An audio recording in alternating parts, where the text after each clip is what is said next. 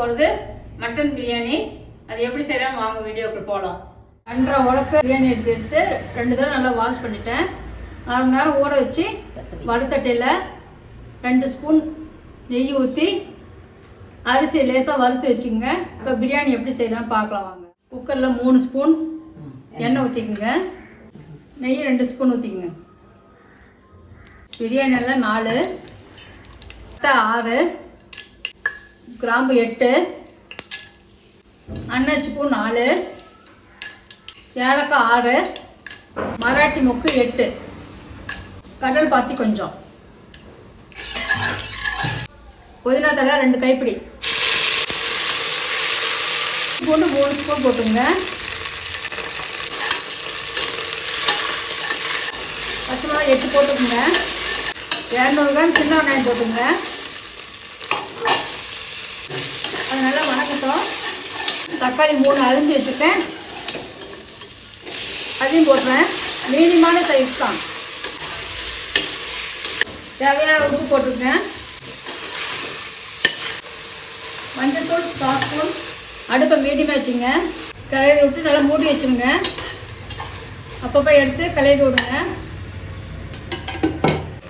Biryani masala 3 spoon போடலாம். Mutton 3/4 kilo எடுத்து வச்சுருக்கேன், அது 3 ஸ்பூன் பிரியாணி மசாலா போடலாம். அடுப்பை கம்மியில் வச்சுட்டு மட்டன் போடலாம்.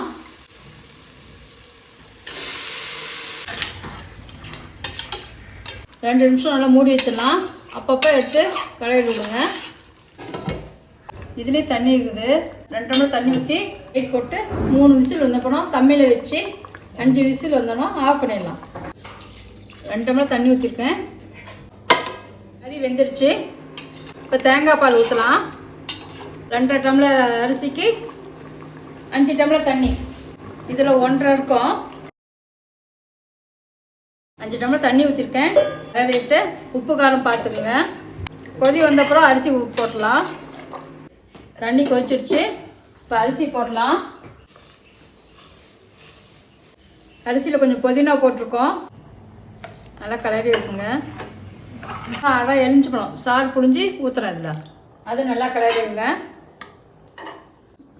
1/4 ஸ்பூன் பிரியாணி மசாலா போடுறேன். நல்லா கலந்துக்குங்க. நெய் 1 ஸ்பூன் ஊற்றி மூடி வச்சிடலாம். நெய் 1 ஸ்பூன் போட்டுறேன். மூடி ஒரு விசில் வந்தப்பறம் கம்மியில் வச்சு 10 நிமிஷம் கழித்து ஆஃப் பண்ணிவிடுங்க. மட்டன் பிரியாணி ரெடி ஆகிடுச்சு. வீட்டில் செஞ்சு பார்த்துட்டு எப்படின்னு சொல்லுங்கள். வேற ஒரு ரெசிபியில் சந்திக்கலாம். நன்றி.